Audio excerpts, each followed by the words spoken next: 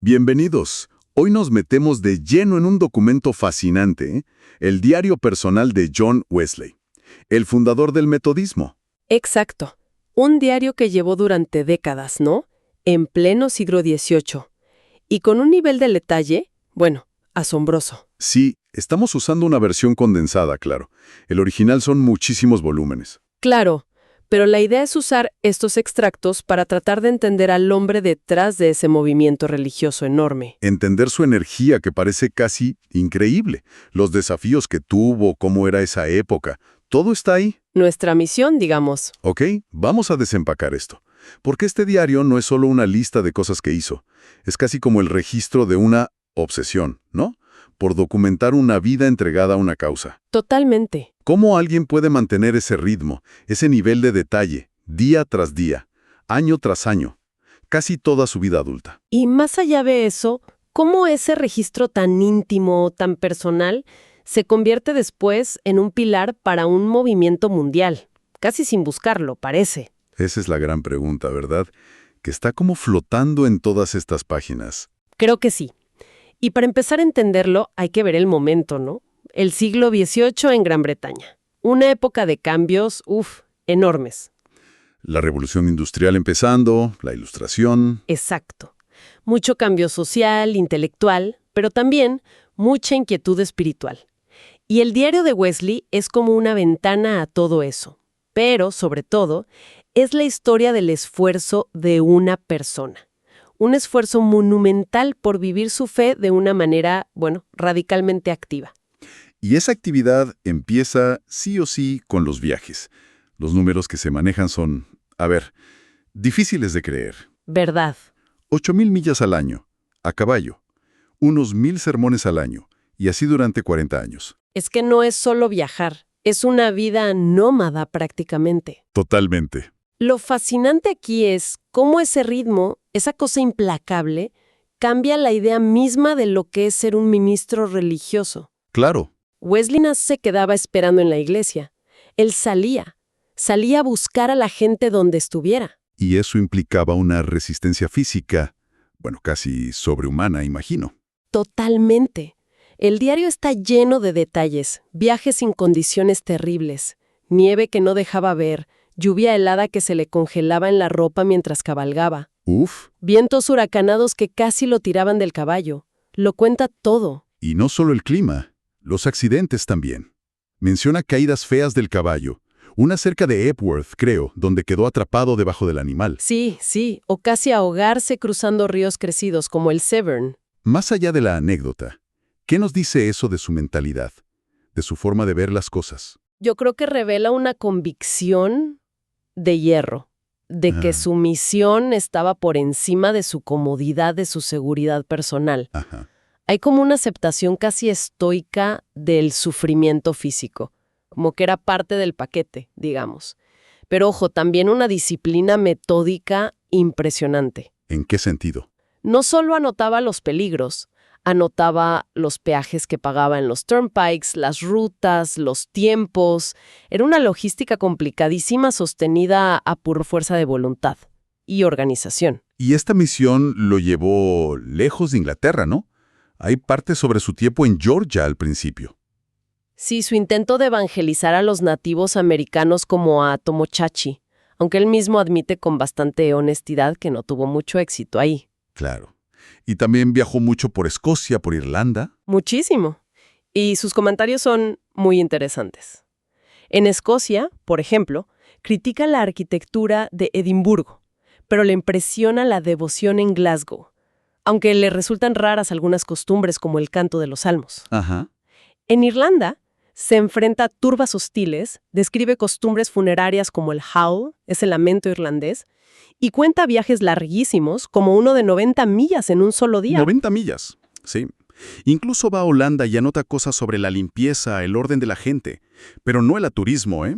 Era su estrategia, llevar el mensaje fuera de los lugares habituales. Y eso nos lleva a otro punto clave del diario, la oposición, constante y a veces muy violenta. Claro. Su estrategia de predicar al aire libre, el field preaching, funcionaba para llegar a mucha gente, pero chocaba de frente con la iglesia establecida, con las autoridades locales. Totalmente. Él mismo cuenta en el diario que al principio le costaba. Le parecía extraño, dice. No era lo correcto, digamos. Pero lo hizo igual. Sí, porque veía la necesidad. Había que llegar a la gente que no iba a la iglesia. Y la reacción fue, bueno, inmediata. Y a veces brutal. El diario está lleno de relatos de enfrentamientos con turbas, en Walsall, en Falmouth, en Cornwall. Los detalles que da son tremendos. En Walsall, ¿no?, cuenta cómo lo rodeó una multitud enfurecida tratando de tirarlo al suelo. ¿Sí? Y él dice que mantuvo una calma, como si estuviera en su estudio. Increíble. Relata cómo un tipo intentaba pegarle con un palo y fallaba una y otra vez. Y otro, en medio de todo el lío, se acerca, le toca el pelo y comenta, «¿Qué pelo tan suave tiene?»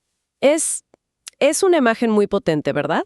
Es solo valentía personal eso, o hay algo más ahí. Yo creo que es una mezcla. Hay una valentía física evidente, sí, seguramente muy anclada en su fe, en sentir que Dios lo protegía. Claro. Pero el diario también sugiere que tenía una habilidad casi psicológica para manejar esas situaciones. A veces les hablaba, razonaba con ellos, otras veces simplemente aguantaba el ataque con una serenidad que, bueno, desconcertaba a los que lo atacaban. Ajá. Y Wesley también nota algo interesante, que aunque esas turbas muchas veces eran instigadas, ¿Instigadas? ¿Por quién? a veces por otros clérigos celosos o que no estaban de acuerdo con él, otras veces por gente con intereses económicos, menciona a los contrabandistas en Cornwall, por ejemplo, que veían amenazado su negocio. Ah, mira. Pero aún así, Wesley observa que la gente común, incluso los más rudos como los mineros, a menudo terminaban reconociendo que él era sincero, que no iba por interés propio. Y la oposición no venía solo de turbas anónimas, ¿no? También tuvo problemas con las autoridades. Sí, claro. Se enfrentó a intentos de reclutamiento forzoso para sus predicadores, la famosa Press Gang. Que se llevaban gente para la marina, ¿verdad? Exacto. Hubo casos donde tuvo que intervenir gente influyente para liberarlos. Y también lo confrontaron autoridades civiles directamente. El famoso Beau Nash en Bath, el árbitro de la elegancia, preguntándole, ¿con qué autoridad haces estas cosas? ¿Qué personaje? E incluso lo arrestaron brevemente en Edimburgo por una demanda civil. ¿Cómo manejaba esos choques con el poder establecido? Bueno, esto plantea una pregunta importante sobre cómo se relacionaba este movimiento nuevo, el metodismo, con el Estado, con la Iglesia oficial. Claro. La respuesta de Wesley, muchas veces citando a la Biblia, era básicamente, ¿a quién tengo que obedecer? ¿A Dios o al hombre? Una postura clara. Sí, una prioridad absoluta a lo que él sentía que era su llamado divino. Pero, al mismo tiempo, intentaba siempre que podía mantenerse dentro de la ley, mostrar respeto por las autoridades. No quería ser visto como un rebelde radical. Su argumento era que su predicación al final promovía la moral y, por lo tanto, el buen orden social. Interesante. Ahora, más allá del predicador incansable, del líder que se enfrenta a todo, el diario también nos deja ver al hombre, su lado más personal, intelectual. Hay momentos de humor, ¿cierto? Sí, sí, como esa anécdota del tipo que se encuentra a caballo. El tipo iba criticando a Wesley sin saber que era él. ¡Ja! ¿Y qué pasó? Cuando Wesley le dice quién es, el hombre se queda tan cortado que hubiera querido huir, escribe Wesley. Es gracioso. Sí. Y también se ve a un observador muy agudo. Anota detalles de arquitectura, de costumbres sociales, hasta del estado de las escuelas, como Charterhouse. Y con opiniones muy firmes sobre un montón de temas. Critica la música religiosa de su época, por ejemplo. Sí, dice que es efectista, que repiten palabras sin sentido, que cantan letras distintas a la vez. No le gustaba. Tampoco le gustaba mucho la vida en el campo, ¿no? No, para nada. Desestima esa idea idílica. Dice que es supremamente aburrida. Le interesaba la geología, leía y criticaba a filósofos como Rousseau. A Rousseau lo llama caprichoso hasta el extremo, creo. Exacto. O a místicos como Swedenborg, a quien describe como un loco entretenido. Demuestra una mente muy activa, muy metida en las ideas de su tiempo. Y esa curiosidad no era solo teórica. No, para nada. Y aquí es donde se pone realmente interesante. A ver. Experimenta con la electricidad. Algo súper novedoso en esa época. La usaba como una posible terapia para curar distintas enfermedades. Y anotaba los resultados. ¿En serio? Electricidad como medicina. Sí. Eso te muestra un lado muy pragmático, muy experimental. Buscaba soluciones concretas a los problemas, ya fueran espirituales o físicos. Y junto con esa curiosidad intelectual, el diario es brutalmente honesto sobre sus propias debilidades, sus problemas físicos, sus experiencias personales. No se guarda nada. Nada. Cuenta enfermedades graves, una consunción, que probablemente era tuberculosis, que casi lo mata. Incluso llegó a escribir su propio epitafio, pensando que se moría. Uf, qué fuerte. Describe accidentes, como esa caída del caballo donde se le quedó la pierna atrapada, o un robo que sufrió en su propia casa, en Londres. Incluir esa fragilidad humana junto a la fortaleza espiritual, eso es lo que hace al diario tan potente, tan creíble, ¿no? Totalmente. Es esa combinación la que lo hace tan humano. Ahora, esa mezcla de convicción fuerte y pragmatismo se ve clarísima en su rol de organizador. Porque el diario no solo cuenta predicaciones, cuenta cómo construyó un movimiento. Eso es fundamental. Ves nacer y crecer las estructuras clave del metodismo. Las sociedades, que eran como los grupos locales, y dentro de ellas, las clases. Las clases, ¿qué eran exactamente? Eran grupos pequeños, una innovación súper importante. Los miembros se reunían cada semana para rezar, estudiar, pero sobre todo para rendirse cuentas unos a otros, sobre cómo iba su vida espiritual, su comportamiento. Era un sistema de apoyo mutuo y disciplina muy, muy efectivo. Y también registra la parte más administrativa, ¿no? La infraestructura. Claro, la convocatoria de la primera conferencia metodista, la construcción de capillas importantes como la Foundry en Londres o la de Kingswood. La organización de colectas para gente necesitada. Incluso para prisioneros de guerra franceses, menciona. Sí, sí. Y la creación de un fondo de préstamos, el Lending Stock, para ayudar a los pobres a empezar un negocio o salir adelante. Además de su propio trabajo como editor y escritor, que era inmenso. Incansable. Compiló una Christian Library enorme con textos de otros autores. Escribió gramáticas, historias y sus famosas notas explicando la Biblia. El diario te muestra a un hombre que entendía perfectamente la importancia de la organización, de la comunicación, de los recursos materiales para que un movimiento espiritual creciera y se mantuviera. No era solo un predicador con carisma. No, para nada. Era un estratega y un administrador formidable. Hablando de cosas curiosas que anotaba.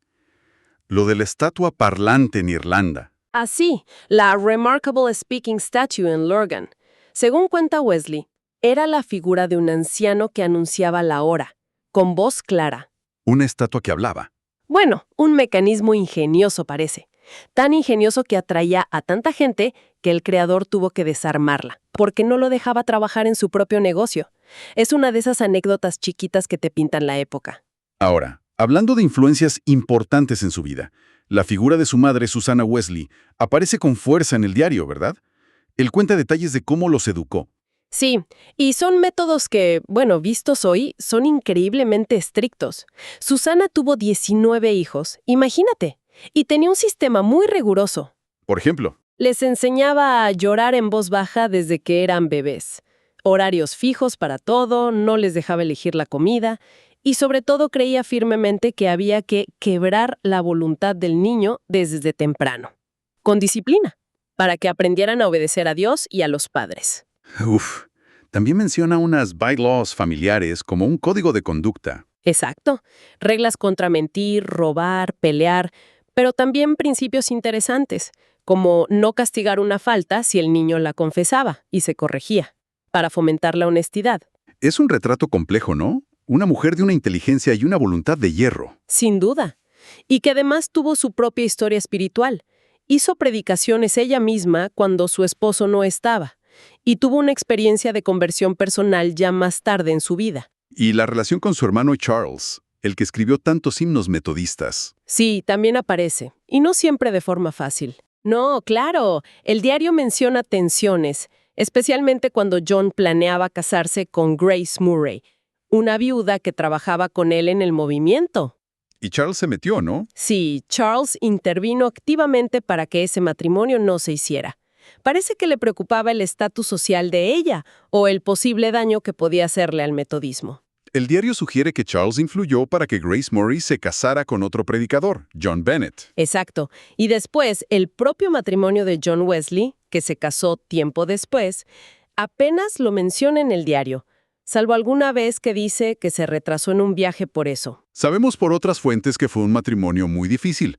Quizá por eso fue tan discreto en su diario sobre ese tema. Sí, es probable. Volviendo un poco atrás, a su experiencia en Georgia, antes de esa famosa conversión de Aldersgate, el diario muestra muy crudamente sus primeras luchas. El conflicto con los colonos, ¿no? El caso de Sophia Williamson. Ese fue muy duro. Él le negó la comunión después de reprenderla por algo, y eso desató acusaciones formales contra él, una orden de arresto por difamación. Wesley sintió que era una campaña para echarlo. Ese episodio parece que lo marcó mucho. ¿Sí? Él justifica su vuelta a Inglaterra diciendo que no era una huida, sino que su trabajo con los indígenas no daba fruto y que podía ser más útil informando a los fideicomisarios en Londres. Pero claramente fue una experiencia muy difícil que lo formó. Y finalmente, el diario es un registro clave de su viaje espiritual interior y de esos fenómenos que a veces pasaban en sus predicaciones, ¿no? Algo central en el metodismo temprano. Absolutamente. Documenta su momento cumbre, esa experiencia en Aldersgate Street, cuando sintió el corazón extrañamente cálido y entendió que era la salvación por la fe que tanto había buscado. Exacto. Pero también describe con mucho detalle y a veces como perplejo las reacciones físicas tan intensas que tenía la gente que lo escuchaba. Gente que se caía al suelo, que temblaba, gritaba. Sí, o que tenían visiones o entraban como en trance. ¿Y él qué pensaba de todo eso? ¿Lo buscaba? Lo interesante es cómo reflexiona sobre esos fenómenos. No los buscaba ni los fomentaba a propósito, pero tampoco los descartaba así nomás. Ajá. Reconocía que podían ser obra de Dios, una manifestación de la convicción de pecado o de la liberación que sentían. Pero también era muy cauto. Advertía en el diario que había peligro de darles demasiada importancia. O de que fueran falsos. O de que fueran imitaciones de Satanás, decía él, para desacreditar el trabajo. Buscaba un equilibrio. Entonces, ¿cuál era su vara para medir? ¿Cómo sabía si era genuino o no? El fruto siempre volvía a eso. Juzgaba la autenticidad no por lo espectacular que fuera la manifestación externa, sino por el cambio real y duradero en la vida de la persona. O sea, si dejaban de pecar, si crecían en santidad, en amor, en buenas obras. Exactamente. Ese era el criterio final. Buscaba un equilibrio entre la experiencia emocional y la disciplina ética. También anota sueños que parecían premonitorios, pero siempre con cierta distancia crítica. Bueno, hemos recorrido un camino, largo y lleno de cosas a través de estos extractos. Vimos al viajero incansable, al predicador valiente, al organizador meticuloso, al intelectual curioso y al hombre con sus luchas y sus fragilidades. Entonces, ¿qué significa todo esto? ¿Cuál es el panorama general que nos deja este diario? Yo creo que muestra un esfuerzo titánico, sostenido durante décadas, por vivir una fe activa, radical y, muy importante, por autoexaminarse y documentar ese esfuerzo día a día. La propia meticulosidad del registro es increíble. Es asombrosa. Refleja una disciplina extraordinaria, no solo en lo que hacía hacia afuera, sino en la introspección constante. Es como un testimonio de su creencia de que cada día, cada acción, cada pensamiento importaba y debía ser pesado, registrado. ¿Y si conectamos esto con el panorama general? Pues vemos cómo la persistencia casi sobrehumana de una persona, combinada con una organización metódica y una convicción que no se quebraba, pudo empezar un movimiento religioso que cambió la sociedad británica y se extendió por todo el mundo. Y todo eso, de alguna manera, anclado en esta práctica diaria, de escribir su diario. Exacto. Estos extractos nos dejan una imagen muy vívida, sin duda, pero también nos dejan pensando, ¿no? Sí. ¿Qué clase de motor interno se necesita para mantener ese nivel de actividad, de convicción, durante toda una vida? Y además sentir la necesidad de documentarlo casi a diario. Es una buena pregunta. ¿Era la documentación una herramienta para él? ¿Para su propia disciplina? ¿Una forma de rendirse cuentas a sí mismo, a Dios? ¿O se convirtió quizás en una carga más? Una autoimposición en una vida que ya era increíblemente exigente. Una pregunta excelente sobre la naturaleza de la dedicación, del legado, y de esa relación compleja entre la vida interior, la acción externa y ese impulso de dejar constancia. Algo para seguir pensando. Exacto, algo en qué pensar. Gracias por acompañarnos en esta exploración del diario de John Wesley.